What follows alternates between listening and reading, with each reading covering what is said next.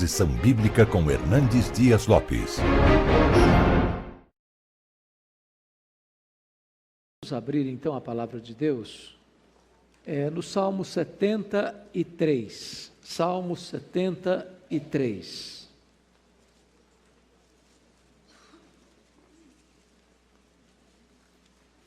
Salmo de Asaf.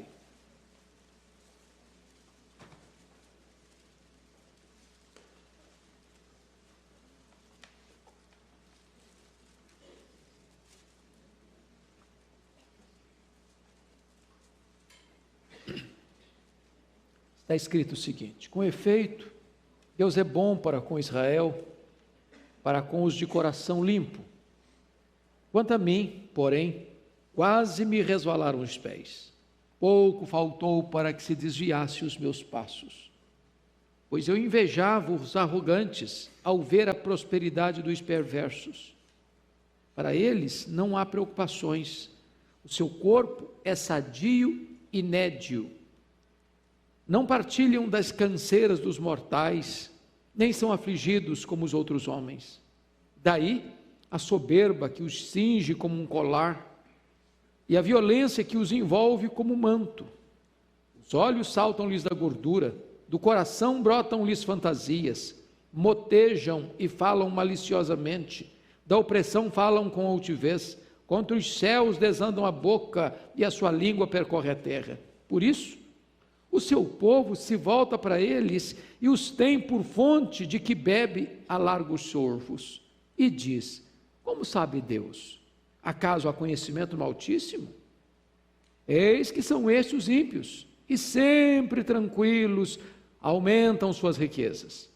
Com efeito, inutilmente conservei puro o coração e lavei as mãos na inocência, pois de contínuo sou afligido e a cada manhã castigado. Se eu pensar em falar tais palavras, já aí teria traído a geração de teus filhos. Em só refletir para compreender isso, achei muito pesada tarefa para mim, até que entrei no santuário de Deus e atinei com o fim deles. Tu certamente os pões em lugares escorregadios e os fazes cair na destruição, como ficam de súbito assolados, totalmente aniquilados de terror. Como ao sonho, quando se acorda, assim, ó Senhor, ao despertares, desprezarás a imagem deles. Quando o coração se me amargou e as entranhas se me comoveram, eu estava embrutecido e ignorante.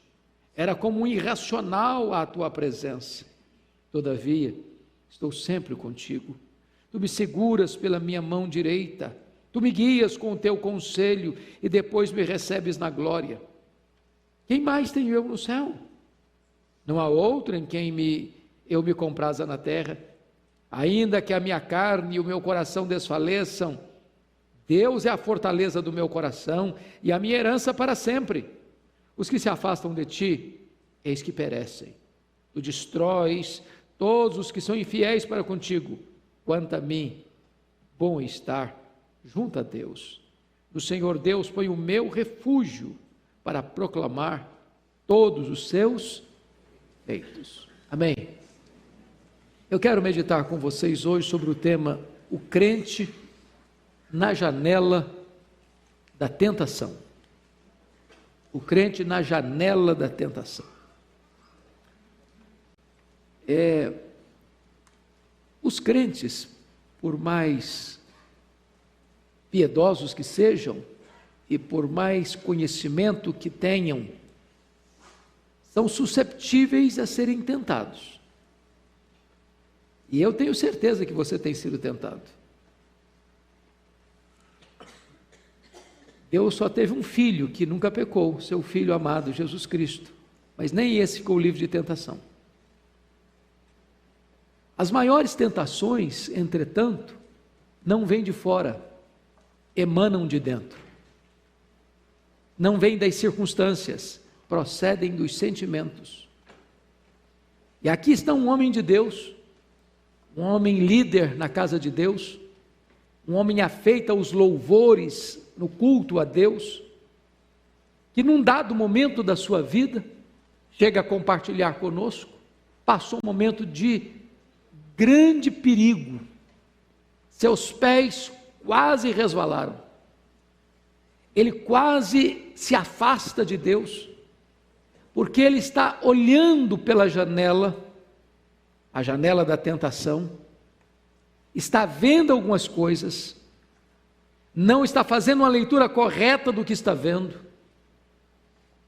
e ele começa a chegar a conclusões precipitadas, pensando o seguinte: não vale a pena ser crente,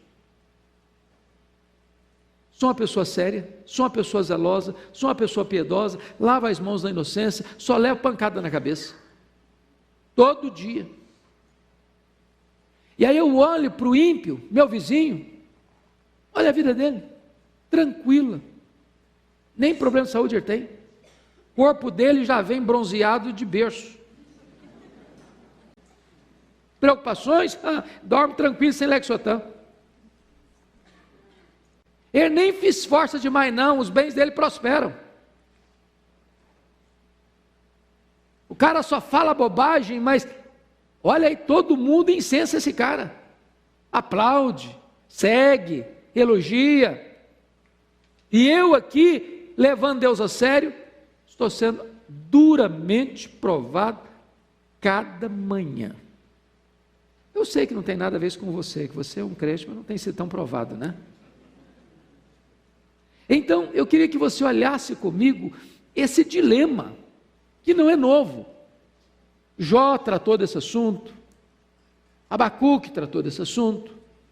Como é que eu posso entender que o ímpio, que desanda a boca a falar contra Deus, contra o próximo, é violento, parece que tem uma vida melhor que a minha? E eu que sou crente, vivo situações difíceis, ou quando você olha para o cenário geral, e você vê como é que pode entender que um João Batista está na cadeia, e um Herodes está no trono, que um Paulo vai ser degolado, e quem manda degolá-lo é Nero, que Jesus de Nazaré está sendo julgado, e o juiz é Pôncio Pilatos. Como é que você pode entender essa inversão de valores? É isso que está levando esse homem a essa crise. Então, eu queria que com a Bíblia aberta comigo você olhasse, primeiro, o crente na janela da tentação, com os pés na estrada escorregadia. E eu chamo a sua atenção para alguns pontos. Primeiro ponto: você está com os pés no lugar escorregadio quando você inveja as pessoas por aquilo que elas têm, sem olhar para o que elas são diante de Deus. Olha comigo os versos 2 e 3. Você pode ler em voz alta comigo? Vamos juntos? Quanto a mim, porém, quase me revelaram aos pés, pouco faltou para que se desviasse os meus passos, pois eu invejava os arrogantes ao ver a prosperidade dos perversos. Então veja você que é crente está aqui, muitos de vocês aqui trabalham penosamente, levantam de madrugada, pegam a condução, às vezes 2, trabalham o dia inteiro, voltam para casa já tarde da noite, assim fazendo muito esforço para empatar o jogo, para pagar suas contas, para botar seus filhos na escola, para no mínimo ter um plano de saúde razoável. E quando você dá conta do recado, já é um herói. Aí você olha para a janela e vê seu vizinho que é ímpio, que é perverso, numa canetada só resolve a vida dele financeira. E você fica pensando, meu Deus, para mim o ônus, para ele o bônus. Para mim o rigor da lei, para ele as benesses da lei. Para mim o suor do osso, para ele a prosperidade. Para mim a preocupação, para ele uma vida tranquila. E isso pode levar você, olha o versículo 13, quando ele diz assim, você leu o 13 comigo, vamos juntos? Com efeito, inutilmente conservei puro o coração, lavei as mãos na inocência. Ele está fazendo uma análise, um valor de juízo aqui, e chegou um momento em que ele pensou isso. Não está valendo a pena ser crente. A vida do ímpio está melhor que a minha. Ele tem menos problema que eu tenho. Ele enfrenta menos dificuldades na vida financeira que eu. Ele enfrenta menos problemas de saúde que eu. No campo emocional eu não tenho ansiedade, preocupação, eu estou aqui cheio de angústia na alma. Esse é o drama deste homem. Mas por que ele está assim? Porque na verdade ele só está olhando um lado da moeda. O que o perverso tem agora, aqui, mas não consegue entender ainda quem é esse perverso na presença de Deus. Qual o destino dele? Qual a verdadeira herança dele? Na hora mesmo da prova dos 9, como é que vai ficar a vida dele?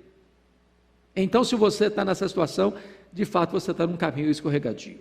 Segundo lugar, você está com os pés no lugar escorregadio quando olha para a prosperidade do ímpio em contraste com as provações dos justos. Notem comigo 2 versos aí. Vamos dar uma olhadinha, o verso 12 e o verso 14. Vamos ler o 12 primeiro, juntos comigo. Eis que são estes os ímpios, e sempre tranquilos, aumentam suas riquezas. Agora o 14.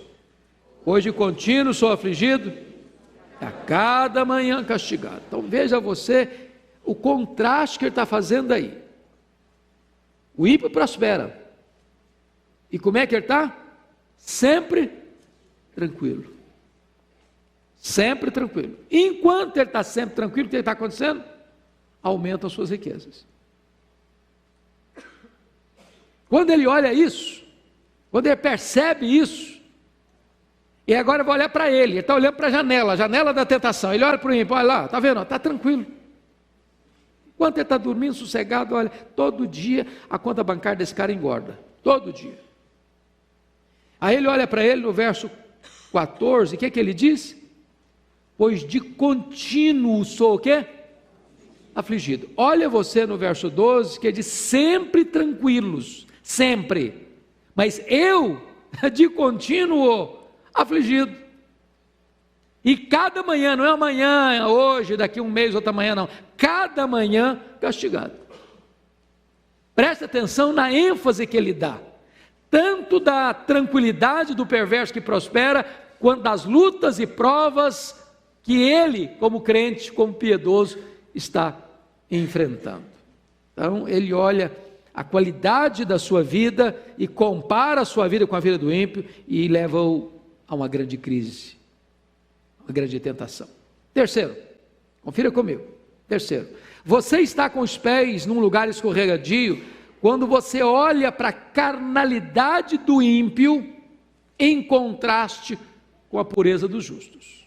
Então confira comigo aí os versos 6 a 10, vale a pena você olhar aí comigo, vamos ver aí, versículo 6, daí, percebe você que daí é o resultado do que ele está dizendo dos versos 4, não há preocupações, o seu corpo é sadio e nédio, a palavra nédio significa bronzeado, não partilha canseiro dos mortais, não são afligidos como os outros homens, daí, então vamos lá, a soberba que os cinge como um colar.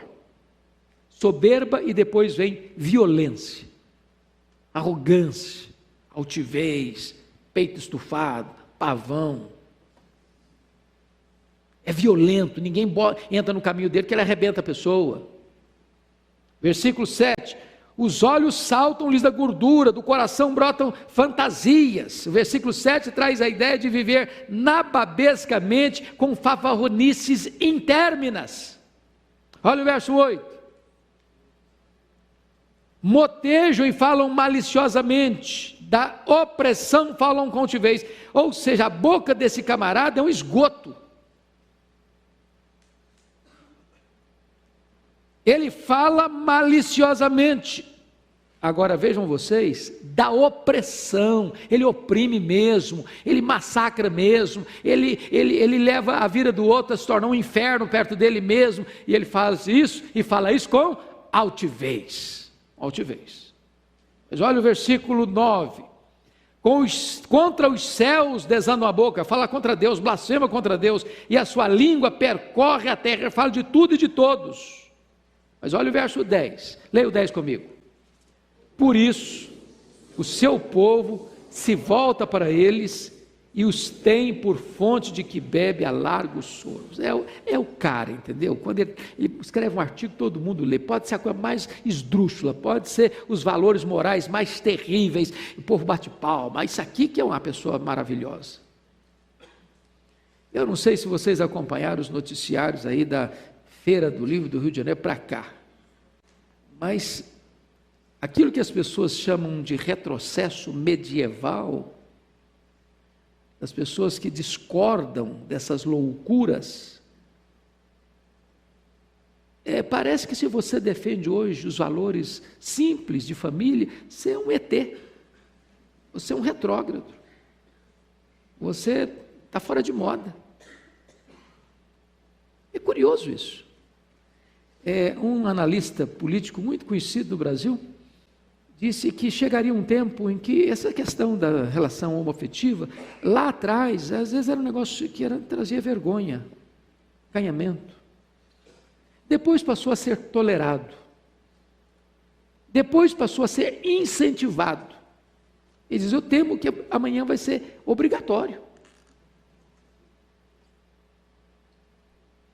E quando as pessoas defendem essa bandeira, se você diz o contrário, você está mergulhado em densas trevas de ignorância, de atraso, de retrocesso.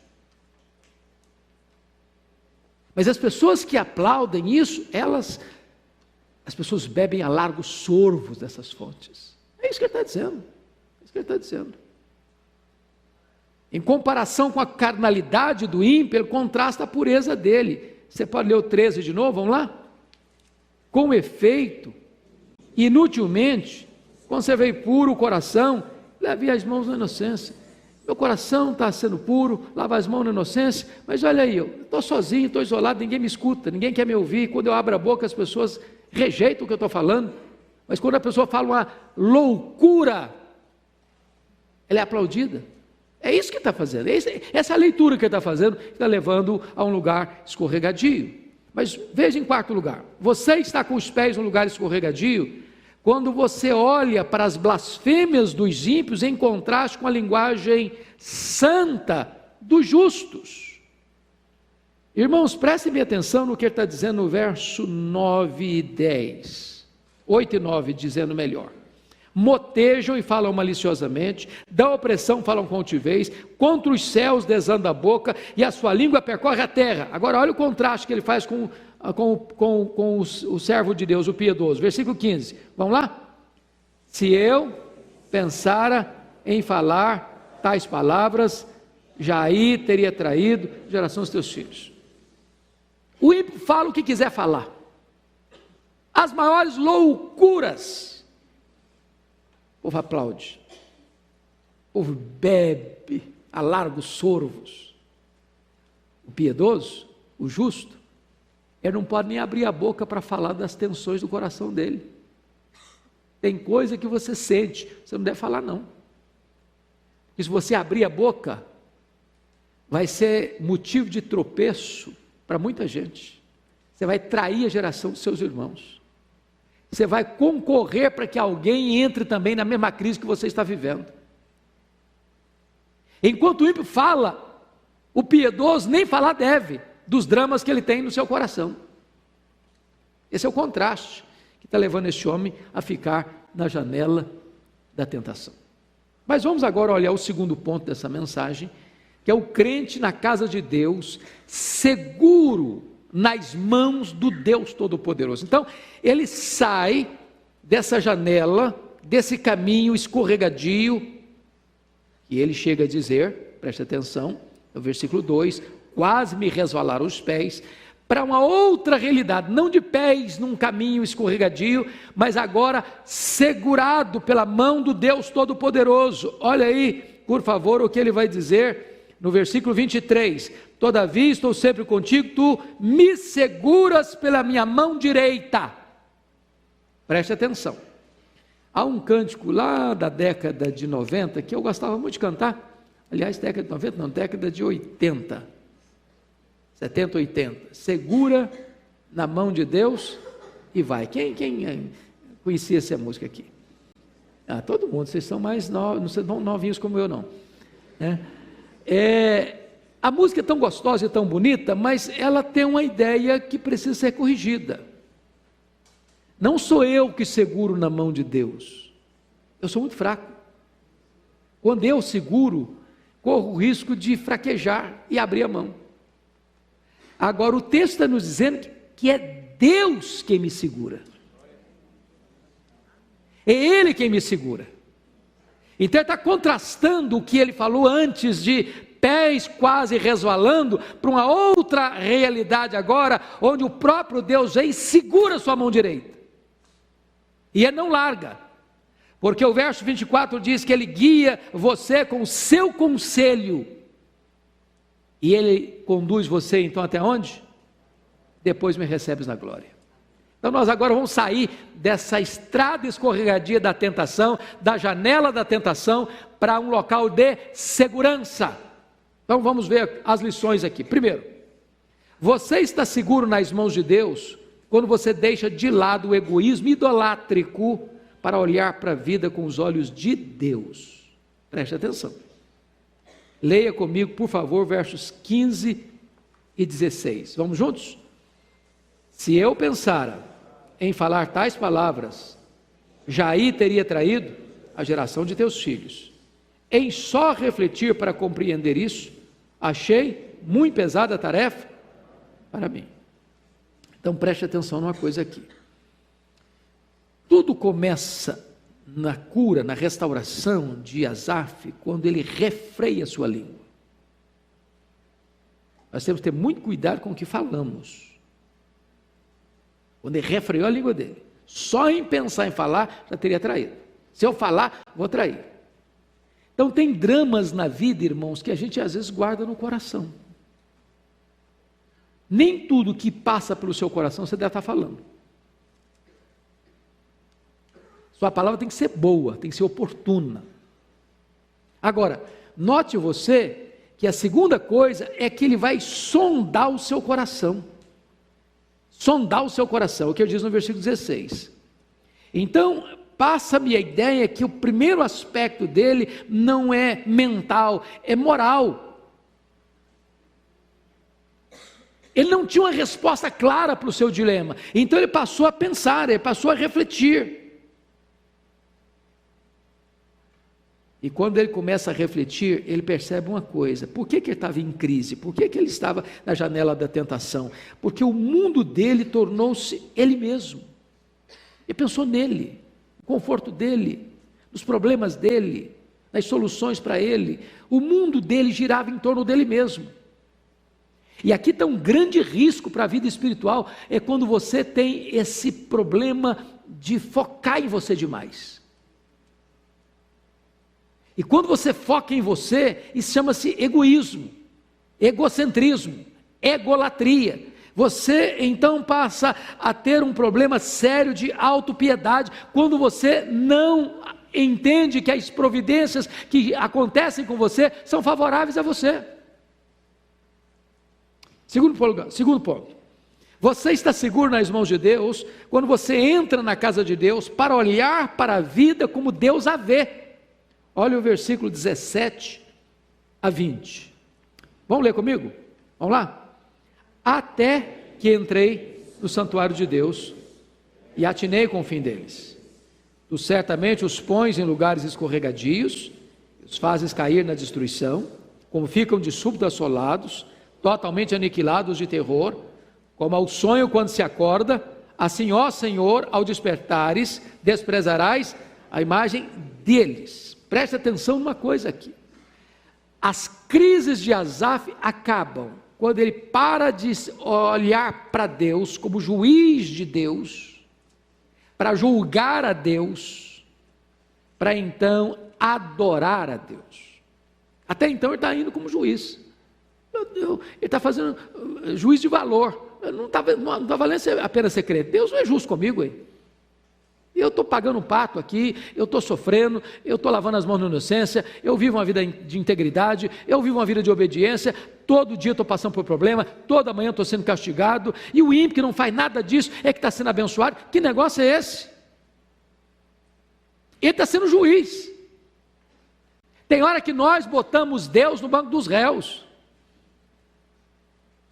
Tem hora que nós nos assentamos na cadeira do juiz para julgar o próprio Deus. Deus, o senhor está agindo errado, o senhor está sendo injusto, o senhor não está sendo bom. Então, quando ele para de agir como juiz de Deus, para se tornar um adorador de Deus, começa o processo da restauração dele. Agora, veja você que tudo começa quando ele vai para a casa de Deus. Até que entrei, versículo 17, no santuário de Deus. Irmãos, como é importante vir à igreja, sabia? Eu não sei quanto a você. Tem hora, bom, eu sou pastor, né? Eu acho que se eu não fosse pastor, tinha dia que eu acho que eu ia ficar em casa. Tem aquele dia que você está querendo enfiar uma caverna, ou não? Você nunca passou por isso? Conhece aquela brincadeira da mulher que estava falando para o filho: filho, vamos para a igreja, Ah, hoje não, estou cansado, vamos para a igreja, filho, vamos para a igreja. Ah, mãe, está chovendo hoje, meu filho, vamos para a igreja, mãe, mas não quero ir hoje, meu filho, vamos para a igreja. Ô mãe, me dá pelo menos uma razão para eu ir. Falou: você é o pastor da igreja, rapaz.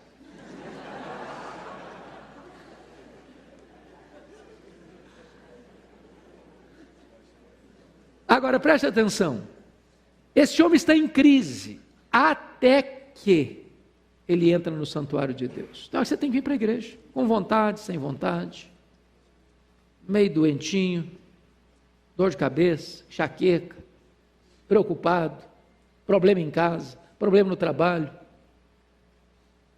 Porque quando você vem para a casa de Deus, é o lugar que você escuta a palavra de Deus, onde você passa a adorar a Deus, onde o nevoeiro das tentações começa a ser dissipadas.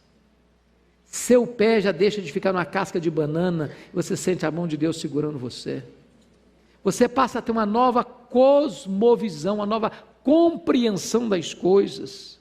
Então preste atenção, que ele entra na casa de Deus, e tem uma palavra muito importante aí no verso 17, que diz assim: então eu atinei com o fim deles. Veja vocês, amados irmãos, que ele tem uma compreensão, ele encontra Deus, ele encontra com seus irmãos, ele começa a perceber que outras pessoas estão passando pelas mesmas luzes que ele está passando, e aqui tem algo maravilhoso, é que ele passa a entender. A palavra atinei, ele está dizendo, eu compreendi. Porque às vezes as pessoas pensam que culto é uma bênção só quando ele tem um calafrio na espinha. Ele tem uma experiência emocional. Ah, hoje o culto foi uma bênção. Porque eu chorei muito. Falei, ok, chorou, tem uma bênção sem chorar. Mas o que você compreendeu? O que você entendeu?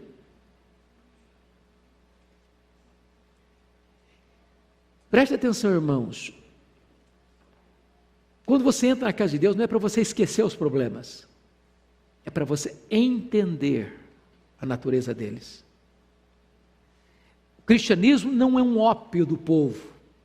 O cristianismo não é um anestésico. O cristianismo não é um narcótico emocional. O cristianismo não é uma panaceia. O cristianismo vem para trazer entendimento para você. Muita gente está buscando resposta na bebida, nas drogas, no sexo, nas aventuras, na riqueza. Agora você olha as coisas e tem uma visão clara das coisas quando você entra na casa de Deus, quando você escuta a palavra de Deus, quando você adora a Deus, quando Deus abre para você o cenário. O que ele entendeu?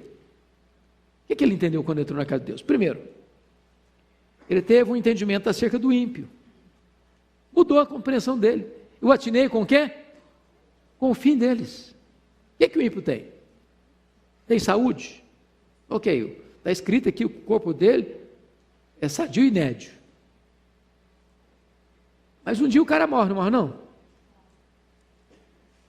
O que o ímpio tem? O ímpio tem riqueza? Ok. Mas quando ele morrer, quanto que ele vai levar?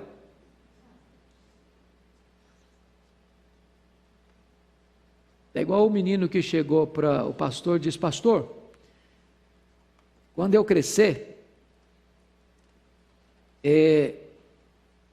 eu quero ser igual meu avô morreu muito rico. Eu falei: meu filho, então você não devia ser igual ao seu avô não, porque morreu pobre. Ninguém morre rico. Não tem gaveta em caixão, não tem caminhão de mudança em enterro, você não leva um centavo. Atinei com o fim deles. Se você olhar só para o glamour, só para o conforto, só para as roupas de grife, só para as festas, para os restaurantes caros, para as viagens caras, para a sensação de beleza da vida, do aqui e do agora, você se encanta. Mas você precisa dar uma olhada para o outro lado, como é que vai ser o fim? Como é que vai ser o desfecho? E ele começa a perceber que o ímpio, ele na verdade, ele não está com essa bola toda não. E agora preste atenção no que ele vai dizer aí. Por favor, note comigo, versículo 18. Você pode ler comigo?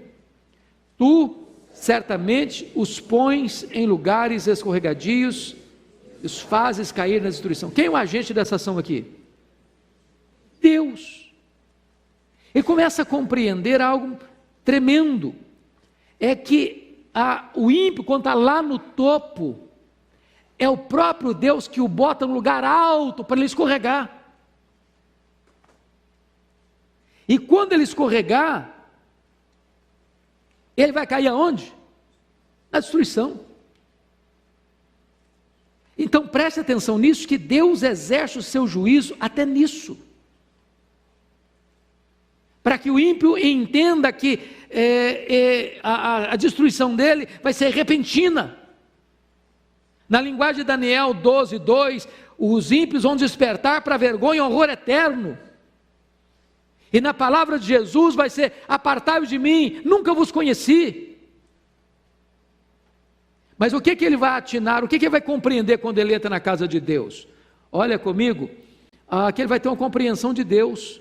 Porque ele chegou a questionar Deus no versículo 13. Com efeito, inutilmente conservei o coração puro e lavei as mãos da inocência. Mas ele vai compreender primeiro o poder de Deus no versículo 18. Tu certamente os pões, é Deus quem põe em lugares escorregadios, é Deus quem faz o ímpio cair na destruição. Mas ele vai compreender outra coisa, a justiça de Deus no verso 19. Como ficam de súbito assolados, totalmente aniquilados de terror. Como é que vivia o ímpio antes? Preste atenção. Preste atenção. Como é que ele vivia?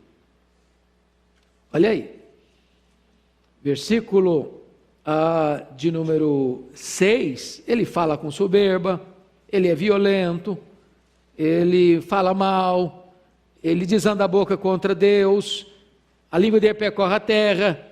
Ele faz o quê? Ele não teme nada, porque a afronta que ele faz com Deus no versículo 11, e diz: como sabe Deus? Acaso há conhecimento no Altíssimo?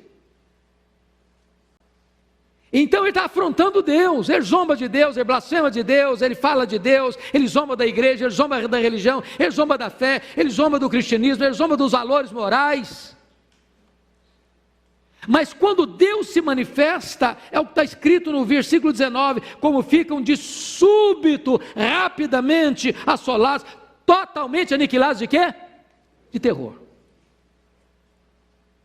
Então ele tem uma nova compreensão. Mas mais, irmãos, preste atenção, que ele vai ter uma compreensão no versículo 20, que me encanta essa figura. Você pode ler o 20 comigo? Como ao sonho, quando se acorda, assim, ó Senhor, ao despertares, desprezarás a imagem deles. Irmãos, vamos entender isso aqui. Ele está usando uma linguagem antropomórfica para falar do sono de Deus. Eu pergunto a vocês, Deus dorme? Não.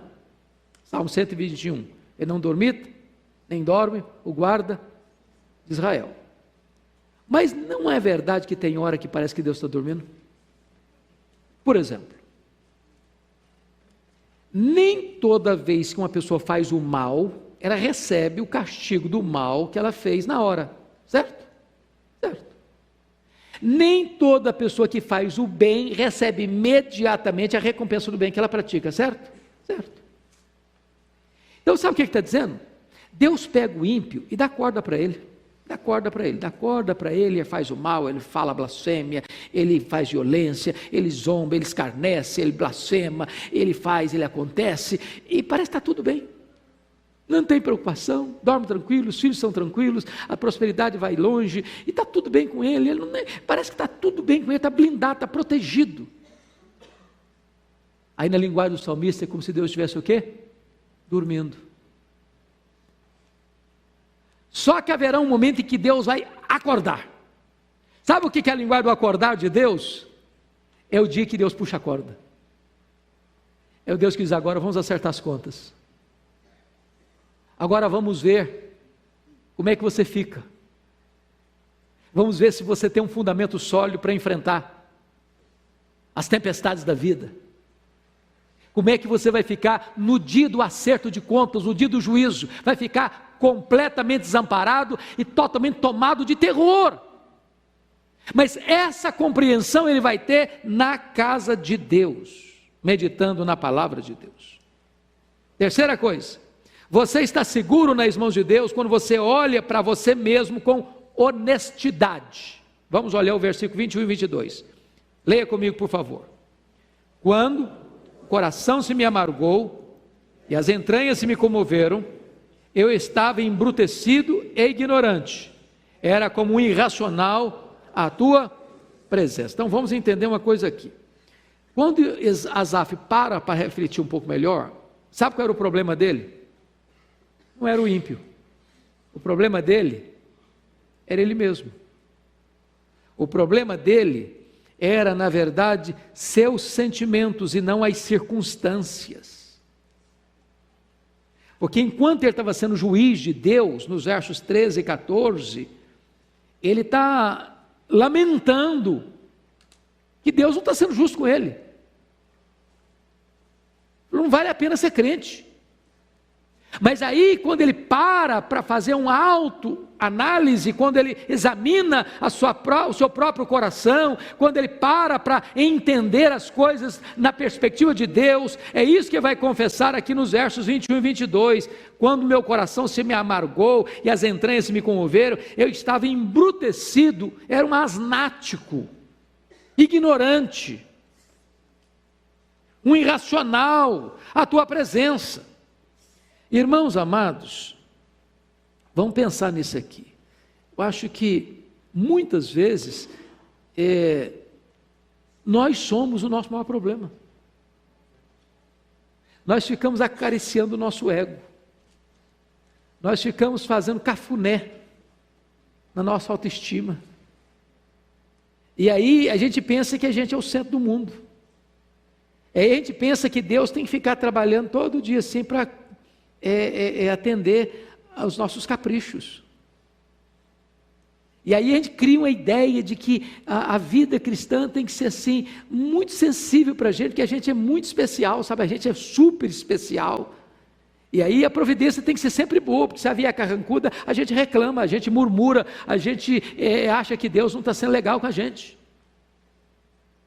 Até o momento que ele para pensar de uma forma mais profunda, de uma forma mais correta, e aí ele vai entender que eu era ignorante, estava embrutecido, era um animal, era um asnático. Mas, deixa eu concluir. Você está seguro nas mãos de Deus? Quando você abre os olhos da fé para entender o que é a graça de Deus na sua vida. O que é que ele entendeu? Eu chamo a sua atenção para 4 coisas que ele entendeu. Primeiro, Asaf descobre a graça salvadora de Deus no versículo 23. Olha aí, por favor. Pode ler o 23 comigo? Todavia, estou sempre contigo, tu me seguras pela minha mão direita. Oh, amados irmãos, é maravilhoso você entender isso. Você estava caindo, resvalando os pés, mas Deus foi lá e botou a mão em cima de você e segurou você. Você estava indo para o abismo, você estava na casa do valente, você estava na potestade de Satanás, você estava no reino das trevas, você estava condenado, você estava depravado, você estava num caminho escorregadio, e Deus botou a mão em você e segurou vocês. Está seguro, meu filho? Está seguro? Essa é a graça de Deus, irmãos. É a graça de Deus que nos segura.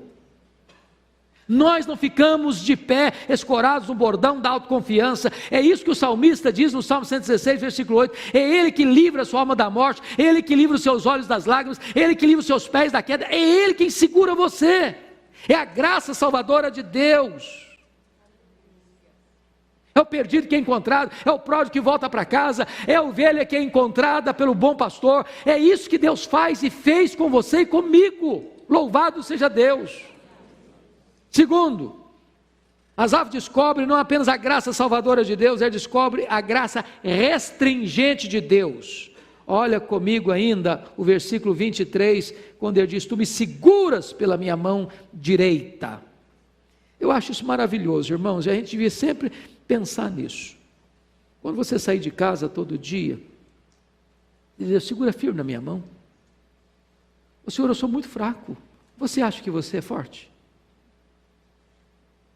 Você tem capacidade em você mesmo de resistir às tentações? Não tem maior perigo para você e para mim, meu irmão, de que você achar que você é forte. Você é capaz. Quando Pedro pensou que ele era melhor que os seus colegas, ele caiu. Ele negou Jesus. É você dizer: Senhor, eu sou muito fraco, Senhor, eu não consigo resistir, eu não tenho poder em mim mesmo, mas Senhor, segura minha mão, segura minha mão.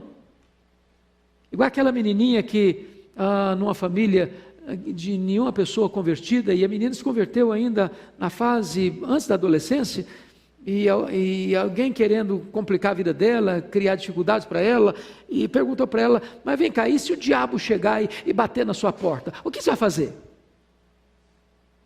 Ela, com a mente infantil, disse: eu vou pedir Jesus para vir abrir a porta e atender.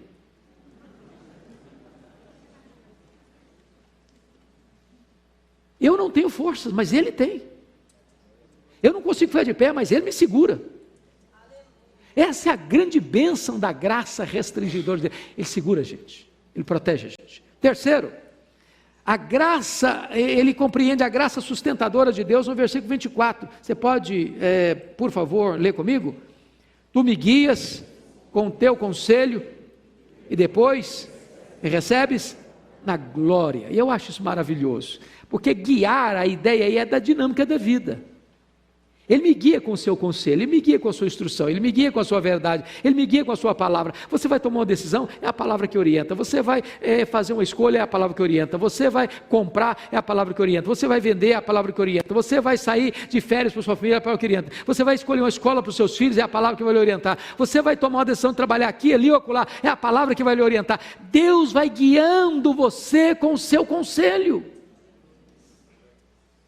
E depois que você terminar a jornada aqui, diz, então Ele recebe você na glória. Ele atravessa o val da morte e recebe você na glória. Mas ainda mais, quarto lugar, esta graça também é a graça galardoadora. Olha os versículos 25 e 26. Vamos juntos? Quem mais tenho eu no céu? Não há outro em quem eu me compraza na terra. Ainda que a minha carne e o meu coração desfaleçam, Deus é a fortaleza do meu coração e a minha herança para sempre. Então preste atenção. Por que ele estava com os pés quase resvalando? Ele estava com inveja de quê? De que ele estava com inveja? Da prosperidade? Do ímpio. Dinheiro. Casa bonita. Carro importado. Eu estava em Londres ontem, eu fiquei pasmo de ver uma Ferrari de 2 milhões bordejada de brilhantes. Aí você chega de Fusquinha, Fiat Uno, aí o cara enche os olhos, puxa vida, nem qualquer não consigo ter um troço desse. E ele estava com inveja do ímpio, quase resvalando os pés, com dor de cotovelo. Quantos crentes aí lendo Forbes, caras. O cara tem jatinho, tem mansões, tem iates, etc. Mas agora ele começa a entender outra coisa. O que é que ele começa a entender? Ele começa a entender: quem mais tem eu no céu? Não há outro em quem eu me compraza na terra. Sabe qual é a herança dele? A riqueza dele? É o próprio Deus. Você tem Deus, você tem tudo. Você tem o dono, você tem tudo que é do dono. Você é herdeiro dele, você é co-herdeiro com Cristo. Lá no céu você tem uma grande herança. Sabe qual a maior herança que você tem no céu? É o próprio Deus. Aqui na terra, sabe qual é o maior deleite da sua vida? É ter comunhão com Deus. E ele vai dizer no verso 26 assim: ainda que a minha carne e meu coração desfaleçam, eu passo luto, eu fico doente, eu passo problema financeiro, eu enfrento dificuldade na vida, ele está dizendo: Deus é a fortaleza do meu coração, e o que mais? A minha herança para sempre. É compreensão, irmãos, é entendimento espiritual, é fazer a leitura da vida com os óculos de Deus, com as lentes de Deus, com a perspectiva de Deus. Mas eu concluo levando você para os versos 27 e 28, porque o mesmo Asaf que estava sentindo inveja da prosperidade do ímpio faz um contraste agora entre o ímpio e ele. Ele tinha feito esse contraste antes, agora vai fazer um outro contraste. Você pode ler o 27 e 28 comigo? Vamos lá? Os que se afastam de ti, eles perecem. Tu destróis todos os que são infiéis para contigo. Quanto a mim, bom é estar junto a Deus. No Senhor Deus ponho o meu refúgio para proclamar todos os seus feitos. Lá atrás, ele havia dito no verso 15 assim: se eu pensar em falar tais palavras, já aí teria traído a geração dos teus filhos. Se o seu coração está cogitando coisa ruim, não abra a boca não. Não faça da sua língua um laço para as pessoas. Mas se você tem uma boa compreensão das coisas de Deus, verso 28, você podia fazer outra coisa. Quanto a mim, bom é estar junto a Deus, no Senhor pôr o meu refúgio, para fazer o quê? Para proclamar todos os seus feitos.